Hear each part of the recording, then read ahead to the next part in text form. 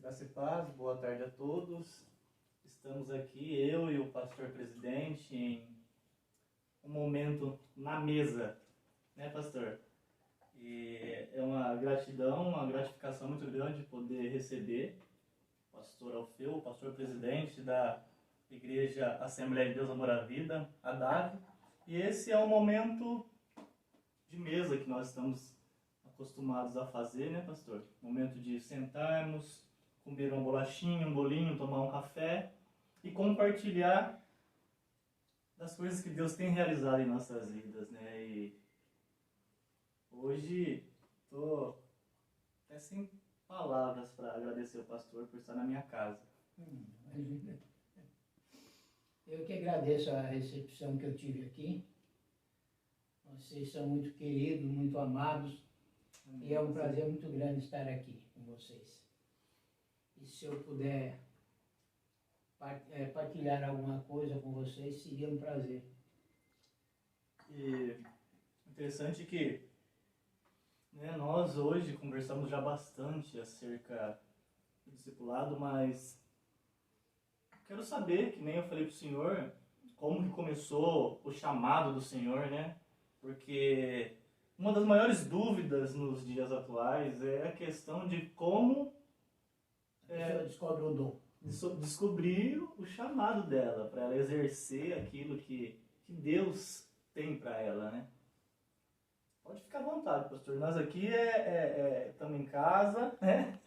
É na mesa mesmo, e quando nós estamos na mesa, né, nós não precisamos ficarem acanhados e ficar à vontade mesmo. Então, no meu caso, eu já compartilhei isso com você, mas para tornar mais público, digamos assim, eu fui chamado mesmo antes da conversão. Por que eu digo isso? Porque eu recebi uma visita. Foi assim, a minha irmã já falecida veio com o meu cunhado de Santa Catarina com o propósito de me ganhar para Jesus. Essa era a missão dela aqui. O nome dela era Maria, nós a chamávamos de Marieta na intimidade. Legal. E a Marieta veio e me deram uma Bíblia de presente. E depois de uns dias comigo, foram embora. E eu até então não havia me convertido não, mas eu fiquei lendo a Bíblia.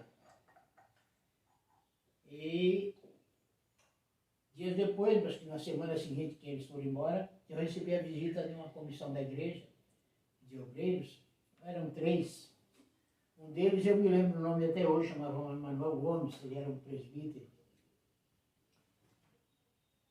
E ele, ao me ver ler a Bíblia, ele disse, nós estamos diante de um professor de escola dominical. Nossa, sem o senhor ser cristão. Sem eu ser crente. Nossa, que legal. Aí eu, no meu coração, eu não falei obviamente para ele, mas eu disse, ele está querendo me barrilar para me ganhar, né? Que professor de escola dominical, coisa nenhuma. Eu nem sonhava em ser crente. Embora já a palavra tivesse começado a fazer efeito, mas eu ainda não havia me decidido. E eles foram embora, e para resumir, ao ler a Bíblia, eu encontrei uma passagem que dizia assim, agora serão, acho que é Lucas 12, se não me falha a memória. Agora serão 5 numa casa, 3 contra 2 e 2 contra 3. Marido contra a mulher, mulher contra o marido, pai contra o filho, filho contra o pai, a nora contra a sua sogra e a sogra contra a sua nora. Isso por causa, né, de ter crido nele. Aí eu li aquela passagem e eu ficava curioso, eu ficava repetindo a leitura daquela passagem. Que coisa interessante, como é que, se ele é o príncipe da paz, como ele não veio trazer paz? Mas dissensão, porque diz lá, né? Não pense que vim trazer paz, mas dissensão. Uhum. Aí ele cita esse negócio dos 5 lá, 3 contra 2 e 2 contra 3. E acontece que dias depois que eles foram embora, que eu leio essa Bíblia e tal, que foi profetizado que eu seria um professor de escola dominical, eu decidi aceitar Jesus. E quando eu falei para minha esposa, falecida já de...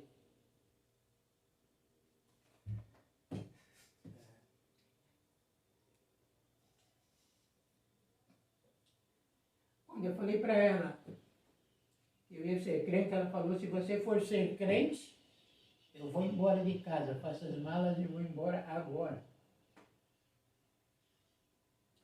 E eu fiquei surpreso porque ela tinha a família dela, a mãe dela, a outra irmã mais velha, bem como o irmão. O irmão, inclusive, já era diácono da igreja, o irmão dela, o Jonas.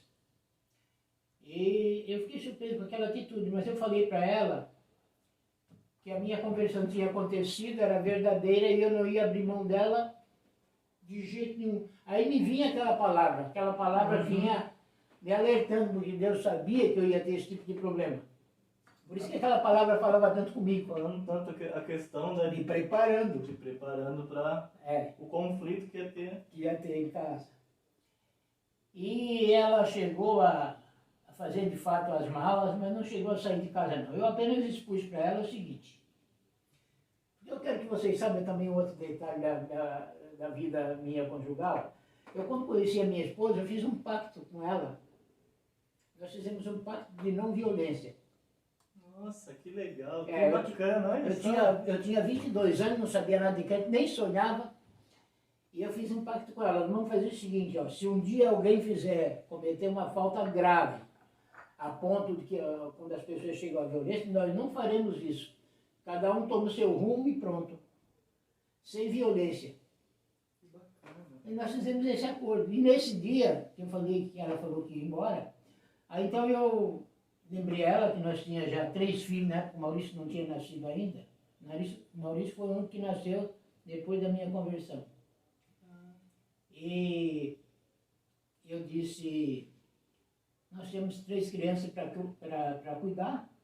A minha fé não tem nada a ver com a sua vida. Você não é obrigado a ser crente, deixa claro isso.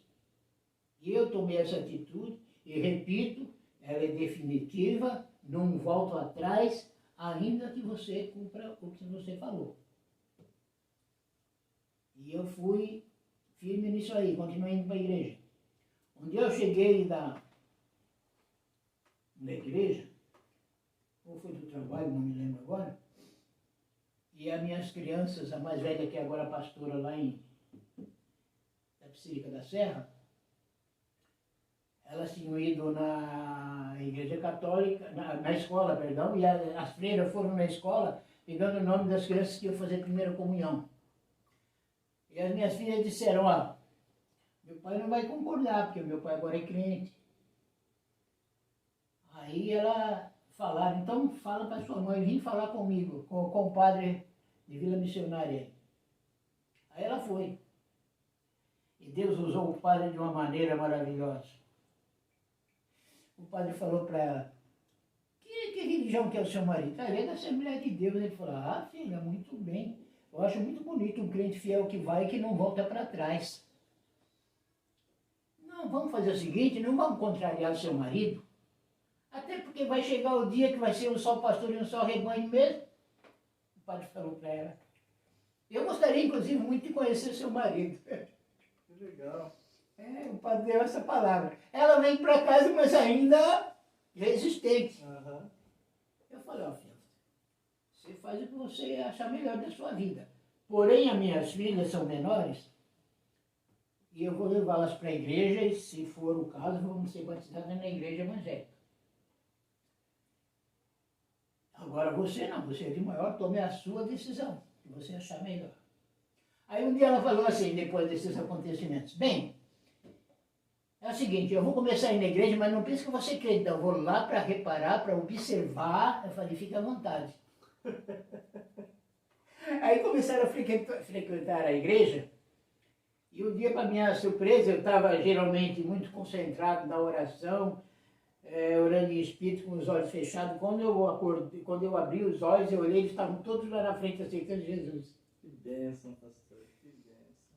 Então, assim, Deus provou muito a minha fé no começo, muito, muito, muito. Muito, né? Esta foi uma das provas difíceis pelas quais eu precisei passar. E o senhor sabe que eu, no meu início também, eu tive muitos conflitos, né? Porque meu pai saiu de casa, eu tinha apenas 2 anos de idade, 2 para 3 anos de idade. E eu não entendo porque eu amava muito meu pai. Eu tinha um amor por ele assim, fora do comum, porque né? Eu lembro que na minha adolescência, depois eu ia atrás dele para poder... e ele vivia mudando de endereço, porque ele não queria ter contato. E aí, desde criança, a partir que o meu pai saiu de casa, minha mãe criou nós sozinha e começou a levar nós para a igreja, né? Aí teve aquele tempo entre dos 13 aos 20 anos, eu saí da igreja, mas eu tinha aquilo no meu coração, sabe? Porque o senhor falou algo agora muito importante. Do que o padre falou, né? Que ele fica muito feliz daqueles que se convertem e não retrocedem, né? Algo que Deus, desde quando eu estava vivendo no mundo, Deus ele falava comigo. E eu sempre tinha algo no meu coração, pastor. Que era o quê? Quando eu for para ser crente, era isso que eu falava com Deus nas minhas orações. Eu quero ir de verdade, para não retroceder mais. Então, e isso marcou muito a minha adolescência, porque às vezes eu fazia algumas coisas erradas, eu sabia que era errado, e sempre vinha esse temor no meu coração. Poxa, você está dando mancada, né? Você sabe que é errado isso daí. Então o Espírito Santo vira e mexe, falava comigo e já vinha aquele temor no meu coração, e eu sempre falava, até para alguns amigos meus, não, quando eu for, eu vou passear de verdade, ainda eu falava, vou passear de verdade. Então isso é muito importante nós deixarmos bem claro isso, né? Porque às vezes nós somos feridos por homens, né, pastor? Né? Na nossa trajetória, mas isso tudo, na minha opinião, é um processo de amadurecimento, que talvez as feridas que foram geradas em nós, pastor, que o Espírito Santo, que Deus sarou, curou, né, serviu para nós termos experiências e nos aproximar mais de Deus. Mas tem algumas pessoas que fazem completamente o contrário, né? Que às vezes ela é ferida pelo homem e Deus não tem nada a ver com isso, certo? E ao invés de elas avançarem, elas recuam e vai. É porque saiu da igreja, ela sai por causa de fulano, sai por causa de Bertão, mas o que Deus tem a ver com isso, né? Lembrando que a igreja somos nós, mas só que nós temos que congregar, né? Então, contando um pouquinho também aqui do meu início, porque o senhor falou disso que o padre falou para sua esposa, que é bacana quando uma pessoa entrega a vida para Jesus e não retrocede, né? Mas pode continuar aí, falando acerca do seu chamado. Então, e aí a vida continuou, eu continuei firme, e aqueles primeiros dias eu me recordo com carinho, porque era um prazer, uma alegria tão grande no meu coração. O meu primeiro pastor, ele não tinha nada de Bíblia para ensinar. Tinha, por exemplo, com caráter, né? Não tinha muito caráter. Mas de Bíblia ele não tinha nada para ensinar. Assim mesmo eu ia, me deleitava com as coisas. Achava, de terça-feira, o culto de doutrina, eu amava o culto de doutrina. Como era gostoso. Eu me lembro, teve um dia que estava um temporal, estava desabando o mundo em água. Peguei minha Bíblia, meu guarda-chuva, vamos para a igreja. Não tinha nada que me parasse. Então, o crente novo assim, quando ele está cheio do Espírito, cheio da graça, ele enfrenta qualquer coisa. E assim eu fui indo e Deus foi me abençoando. Mas como eu disse anteriormente, no dia que a equipe de obreiros me visitou, ainda quando eu não tinha me decidido, foi profetizado que eu seria um professor de escola dominical. É verdade. E eu ainda achava no meu coração que aquilo era bajulação para tentar me ganhar, e no fim era uma profecia. Eu só vim entender isso depois. Né? E de fato eu cheguei com 2 anos à frente da escola bíblica dominical, só que na primeira aula eu me senti muito desqualificado, muito. porque o pessoal tinha um conhecimento bíblico fora do comum. Eu falava comigo mesmo, como é que eu vou ensinar esse povo? Eles é que precisam me ensinar. Então comecei a buscar alternativas de estudo, fiz cursos, né, vários cursos, inclusive. Foi se capacitar, né? Fui me capacitar, fui me preparar. E Deus então foi abençoando. Eu gostava, uma das minhas vantagens, se é que se pode dizer assim, é que eu gostava muito de ler, sempre gostei muito de ler. Eu devorava livros, o que aparecia era comigo mesmo. E também aprendi logo que não deveria aceitar tudo que os outros escrevem, porque tem coisas que não são aceitáveis, biblicamente falando. Né? Mas Deus começou a dar entendimento da sabedoria, a gente foi aprendendo e começou a... Porque quem lê muito, quem busca muito a Deus, ele acaba por discernir o certo do errado, a doutrina correta da doutrina errada. O Espírito Santo dá entendimento. Eu me lembro que uma vez, eu ainda bem novo convertido, eu fui ler a respeito do sacrifício da Páscoa, e acho que é Êxodo 12, né? Se não me engano. E eu li lá que o cordeiro deveria ser macho de 1 ano sem defeito. E eu comecei a perguntar, sozinho lendo, eu comecei a perguntar para Deus, não é por que sem defeito? Porque não pode ser um cordeirinho listrado, pintado, não é a mesma carne, ossos, pele, né? Eu comecei a perguntar. Aí o Espírito Santo me fez entender. Ele tem essa exigência porque ele representa o Cordeiro de Deus sem pecado. Sem mácula, né? E isso foi dado pelo Espírito, eu não aprendi com ninguém. Que legal. Mas em seguida eu procurei o pastor e fui perguntar se isso era correto. Ele falou, é isso mesmo. Então, assim, Deus foi me preparando, né? Eu me dediquei e Deus me abençoou, me deu o dom do ensino. Os irmãos, eu tenho cartões, por exemplo, dia do professor, guardado em casa, da primeira igreja, isso tem mais de 40 anos. Nossa. E os irmãos colocando dedicatória para mim, e observando que eles aprenderam muito, que Deus abençoasse a minha vida, que eu continuasse ensinando e tal. Então isso foi muito legal, muito bom, me ajudou bastante. E eu continuei firme nessa caminhada já há vários anos. E ultimamente, para encurtar a conversa, ultimamente veio a doença da minha esposa, né? E isso me prejudicou também na vida espiritual, porque você começa a não participar, você vai enfraquecendo. A gente enfraquece espiritualmente, irmão. Se você não comunga, não cultua com os irmãos. Não cultua, não congrega, não tem comunhão. Eu acho que a igreja talvez não saiba disso, mas é muito, muito importante. Eu digo isso não só pela palavra, mas também pela minha experiência. Sim. Como é importante a comunhão dos irmãos. Comunhão dos irmãos, né? Esse período que eu passei, após o óbito da minha esposa, você não tem noção do quanto vocês me ajudaram. Desculpe a emoção.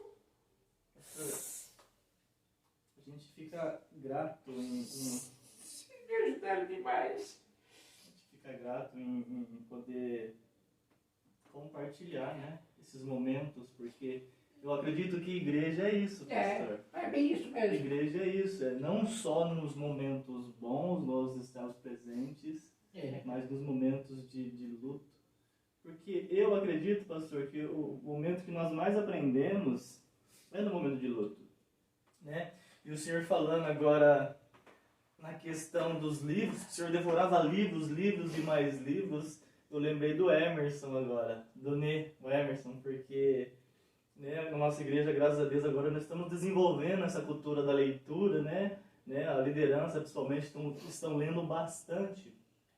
Eu lembro que há uns 3 anos atrás, quando eu cheguei na igreja, uma das primeiras coisas que eu conversei com o Emerson foi: seu Emerson, começa a ler livros. E alguns dias atrás ele falou pra mim assim: ô Robinho, se eu tivesse começado a ler livros naquela época que você tinha falado pra mim, Já estava bem mais adiantado. Já estava bem adiantado, né? Então, tipo assim, a gente vê né, o quanto é bom também ler livros, né, porque auxilia muito, mas muito mesmo no, tipo assim, na compreensão de um tema específico, né?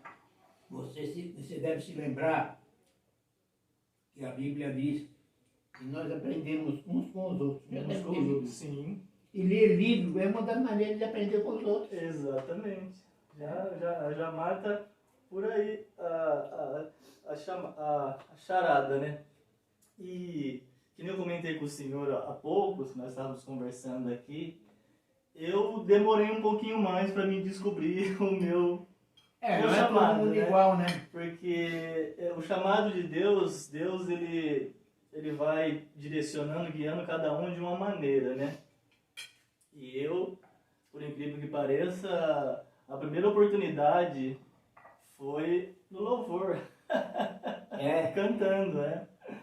Na igreja que eu congreguei, juntamente com o Rodrigo e com a Samara, né? Eu participava do louvor também, lá, né?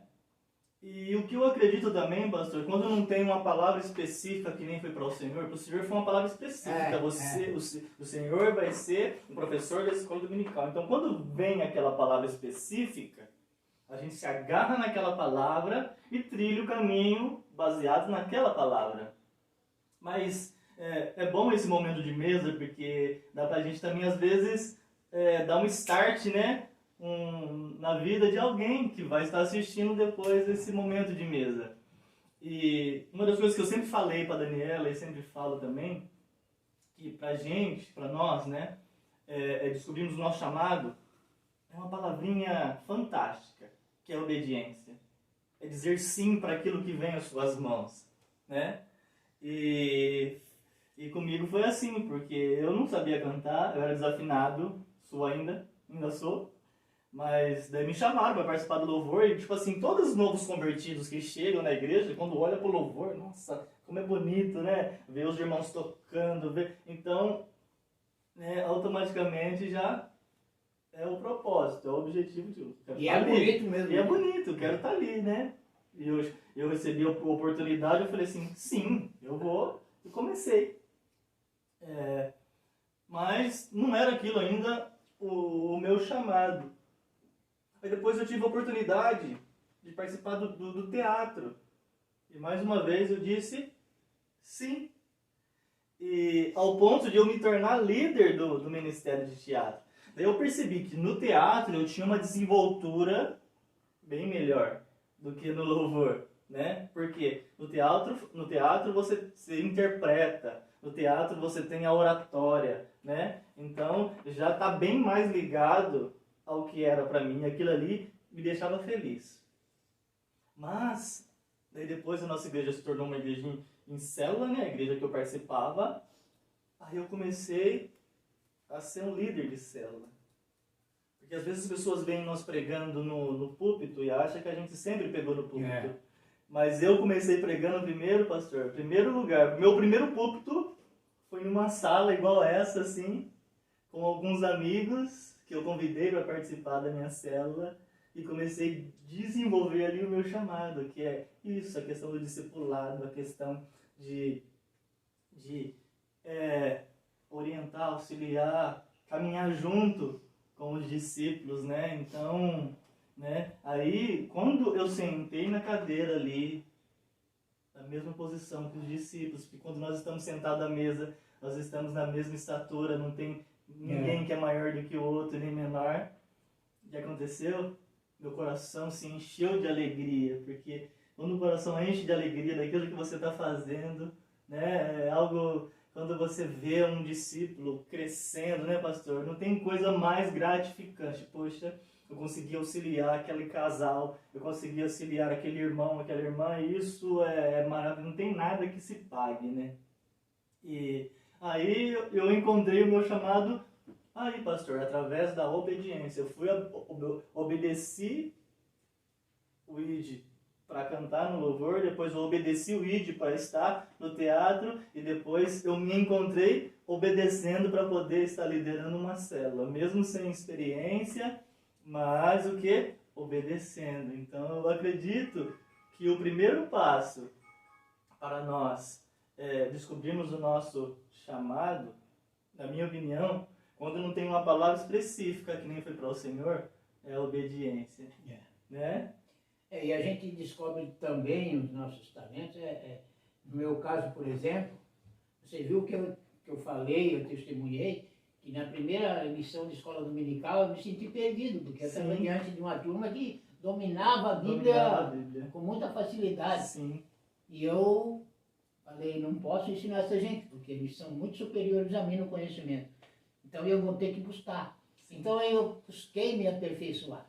Perfeito. Eu tinha tido a orientação de Deus, tinha tido a profecia. Tava Eu já estava na função. Uau. Já estava na função. Sem saber, mas estava lá. E aí Deus foi me capacitando. E uma das coisas que eu Fantástico. Que eu sinto gratidão a Deus é que Ele me deu o dom de uma maneira que eu tenho facilidade de expressar para os outros. Sim. Eu tenho a experiência ao longo desses anos, na questão do ensino, que muitas vezes estava dando aula na igreja e um dos irmãos levantava a mão e eu estava desenvolvendo um raciocínio, então eu pedi a licença para o irmão. Eu vou dar um tempinho só para mim não perder o fio da meada, depois eu tive a oportunidade. E aí eu continuava a falar, desenrolando o assunto, dissertando sobre o assunto. Aí dava oportunidade para o irmão e às vezes acontecia assim, não, rapaz, eu ia perguntar o que você acabou de falar aí. Olha que bacana. Quer dizer, já respondi. Já esclareceu, não preciso mais perguntar. Então isso é coisa de Deus mesmo. Coisa de Deus mesmo, é que nem hoje. Hoje gerou uma questão lá na escola dominical, daí eu, o Rodrigo, íamos falar, o Senhor pegou a oportunidade e falou exatamente aquilo que nós iríamos expor. Você percebeu, eu fico agoniado com vontade de falar, rapaz. Eu fico agoniado, eu fico, sabe? E quando eu falo, geralmente, para a glória do meu Senhor, geralmente o assunto é pertinente aquilo que está sendo tratado. Porque é chato quando você entra com um assunto diferente, que não tem nada a ver. Exatamente. Aí você desvirtua o estudo da pessoa. Sai fora do raciocínio, né? Mas se tiver dentro daquele raciocínio, que nem no dia que não nessa última vez, mas acho que na penúltima vez que o menino pregou lá, como é o nome dele, o rapaz do Lava Jato? O Léo? O Léo. Quando o Léo pregou sobre a questão